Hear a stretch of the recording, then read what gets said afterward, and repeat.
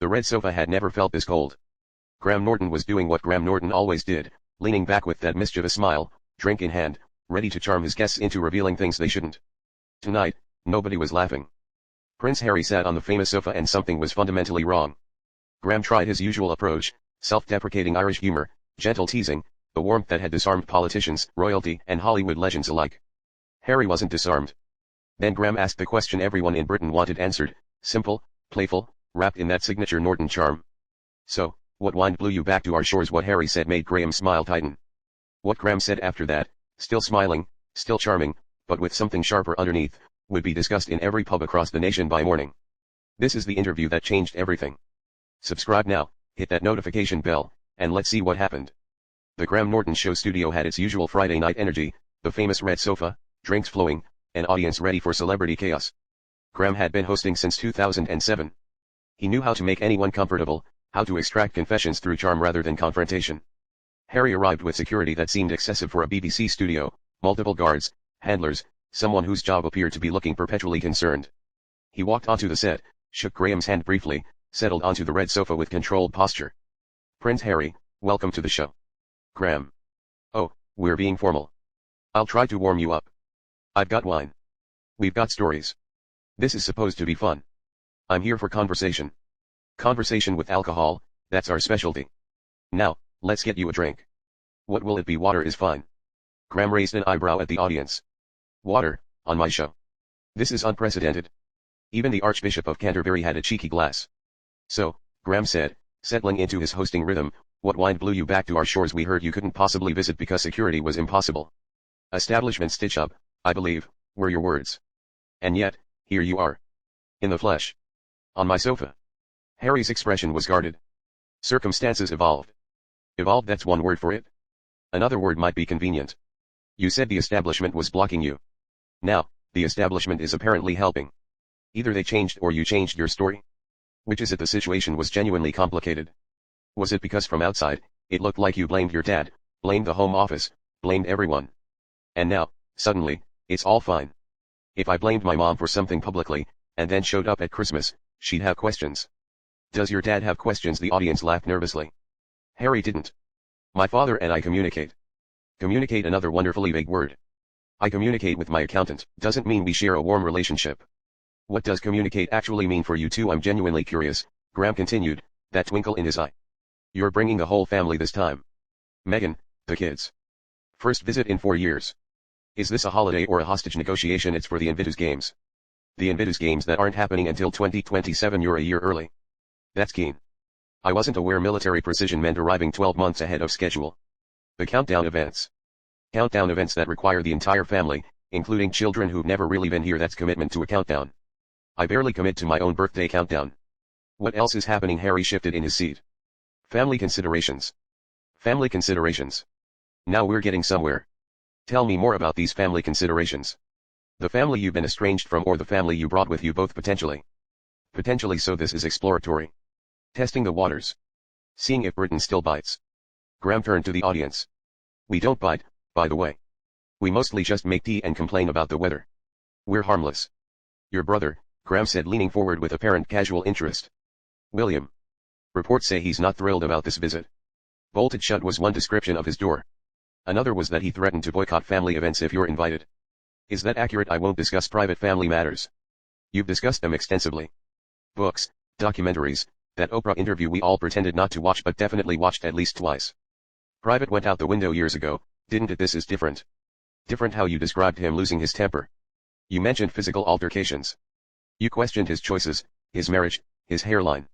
Now he won't see you and suddenly it's private. Graham's voice remained light, playful, but the questions weren't. The context was important. The context was book sales.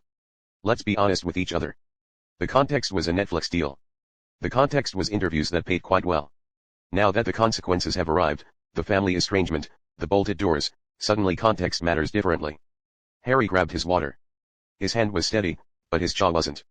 I don't want to be harsh, Graham said, though his smile suggested otherwise. I'm Irish.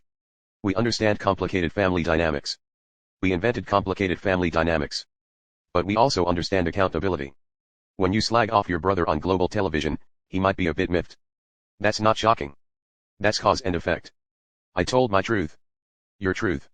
That phrase again. My truth, is truth. Everyone has their truth now. It's very convenient. My truth is that I'm devastatingly handsome and everyone finds me irresistible. Doesn't make it accurate. Though I wish it did. The audience laughed. Harry didn't. In Ireland, we'd say you made your bed, meaning I know what it means. Good. Then you understand why the bed might be uncomfortable now. You criticized your family publicly for years. They're not rushing to welcome you with open arms and a fruit basket.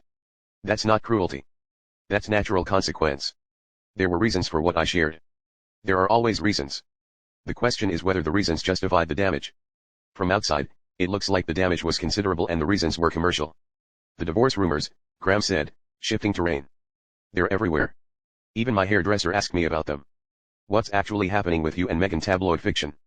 Fiction that required a formal denial from your team. That's a lot of effort for fiction. When my rumors circulate, I just let them float. You issued statements, multiple statements. What needed stating so urgently? False information spreads. False information spreads when there's oxygen. What oxygen exists in your marriage that's feeding these flames, because these flames are quite persistent? Harry's jaw tightened. Our marriage is private. Your marriage has been a Netflix documentary. It's been magazine covers. It's been the subject of countless interviews you've given. The privacy ship hasn't just sailed. It circumnavigated the globe, stopped for tea in several ports, and returned with souvenirs. That was different. Different because you controlled it. When you choose to share, it's storytelling. When others choose to observe, it's invasion. The principle is selective, isn't it? Let me try something different, Graham said. I'm going to ask you a question, and I want you to answer without using the words private, complicated, tabloid, or truth. Ready? Harry stared at him. Why are you actually here in Britain on my show? What do you want? Silence stretched painfully. See, that's fascinating. You've done dozens of interviews explaining your story. Hours of documentaries. Hundreds of pages of memoir. But when someone asks what you actually want, you've got nothing. Either you don't know, or you won't say. Neither is particularly encouraging. I want to show my children their heritage. Their heritage. You've spent years criticizing their heritage. You've monopolized complaints about their heritage you've described as toxic, suffocating, and damaging. That heritage. Harry stood up slightly. That's unfair. That's accurate. You've made millions describing this heritage as harmful. Now you want your children to experience it. Pick one. Either it's harmful enough to leave or it's valuable enough to share. The contradiction is doing a lot of heavy lifting.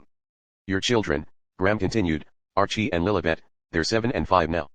They've been to Britain exactly once in 4 years. They've met their grandfather, the king, exactly once. How did that happen? Security concerns. Security concerns that are now resolved, which means they were either resolvable all along or never as serious as claimed.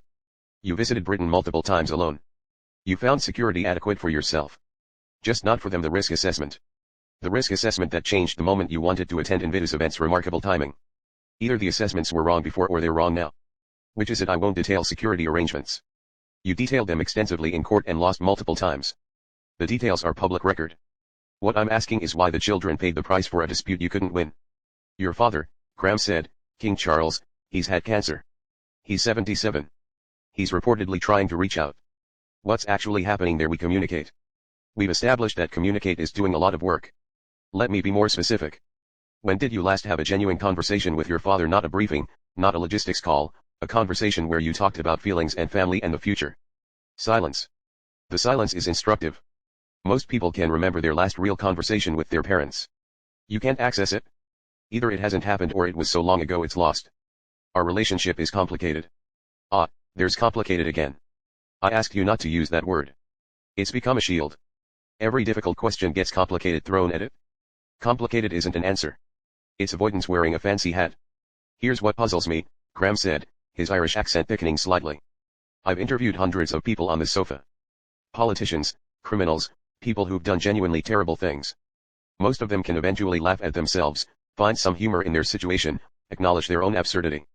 He looked at Harry directly. You can't. Every question about your choices becomes an attack on you. Every observation becomes victimization. Every attempt at humor gets met with walls. I'm genuinely trying to make this enjoyable for everyone. You're making it impossible. Your questions are hostile. My questions are cheeky. There's a difference. Hostile would be insults. What I'm doing is pointing out contradictions with a smile. The contradictions are yours. The smile is mine. It's how I've always worked. The staff departures, Graham said. Archwell has had, what is it now, 18, 19 departures, communications directors cycling through, staff reportedly struggling with conditions. What's happening internally? Every organization has turnover. At that rate I've had the same production team for years. Most organizations don't hemorrhage staff like that. What are they running from? That characterization is unfair. That characterization is reported, multiple times, by multiple outlets, with specific details about working conditions. Where there's smoke, there's usually tabloid exaggeration. There's tabloid again. It's become your answer for everything. Tabloid, tabloid, tabloid. At some point the word loses meaning. Not every difficult report is tabloid invention. Some of it might actually be true. Ewell itself, Graham continued. Your foundation. What has it accomplished specifically? I'm curious because foundations usually have accomplishments they're proud of. Schools built, policies changed, people helped. What's yours? We focus on systemic change. Systemic change, another phrase that sounds impressive until you ask for details. What system is changed because of Ewell? Our partnerships. Partnerships toward what outcome? I've had charity founders on this sofa. They talk for hours about specific results. They can't stop talking about it because they're proud. You can't start. Why is that? Impact takes time. Impact also takes evidence. After years of operation, surely something measurable exists. One thing, anything. Silence stretched again. The silence is becoming a pattern tonight. Every time I ask for specifics, there's nothing there. I've talked about you on this show, Graham said. With other guests. We've discussed the whole situation. Some of us were sympathetic initially. The Oprah interview was compelling television. The early stories seemed genuine. He paused. But then the book came out. And the documentary. And the other interviews. And more complaints. And more accusations.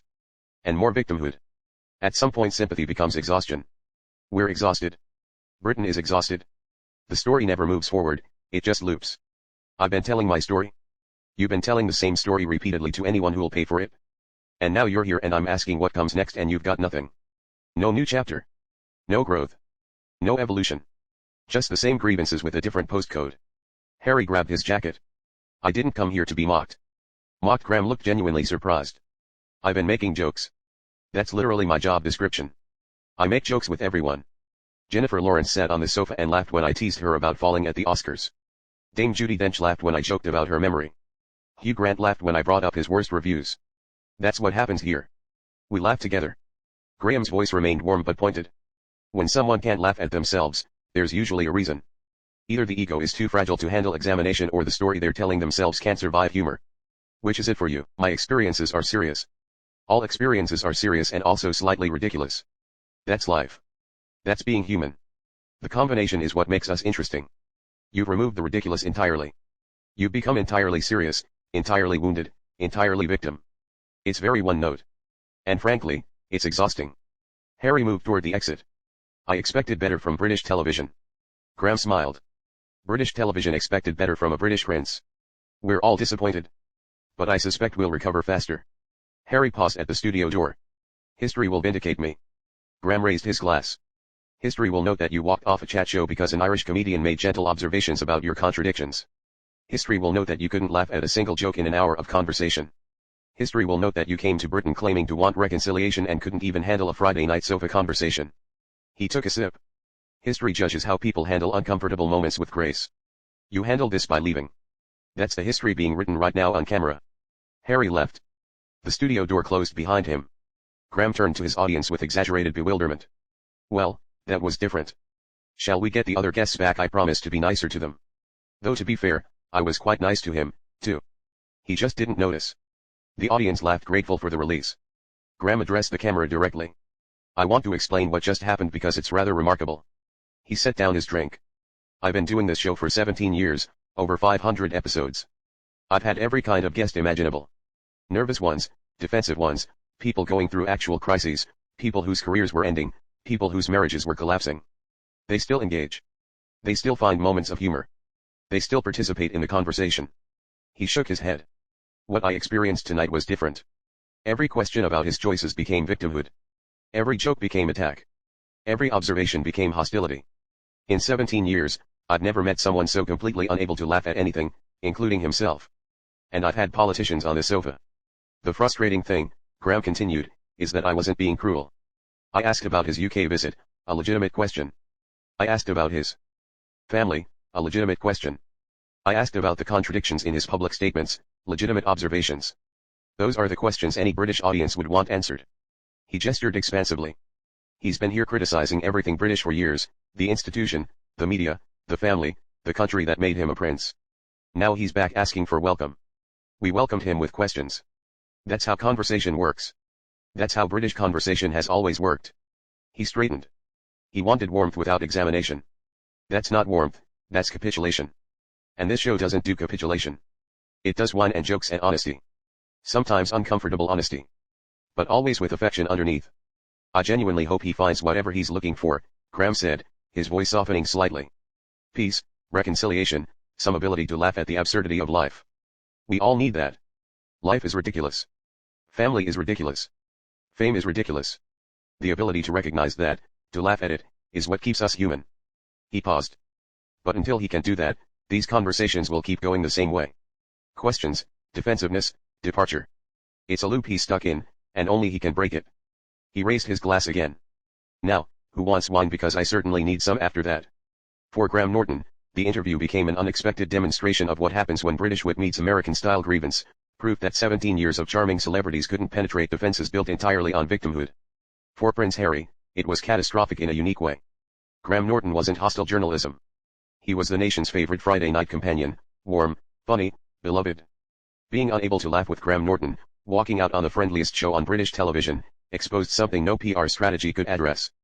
But for the millions who watched, something else emerged. The contrast between Graham's warmth, jokes offered, wine poured, genuine attempts at connection, and Harry's complete inability to participate in any of it, told its own story. Graham made jokes. Harry couldn't laugh. Graham asked about contradictions. Harry called it attack. Graham offered 17 years of charming conversation. Harry couldn't accept any of it. And in that inability, in that devastating failure to engage with humor, or warmth, or anything genuinely human, everything anyone needed to know about what Prince Harry had become was revealed. Some people laugh at themselves because they can. Others prove they've forgotten how. Graham offered the red sofa. Harry couldn't stay. That's the whole story. 17 years, 500 episodes, Britain's most charming host, and he couldn't laugh at a single joke or answer a single question without treating it as attack.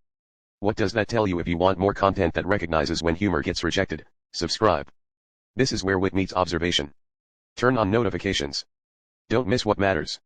Drop a like, more charm, more questions, more of what 17 years teaches you about the difference between genuine and performed. Stay with us.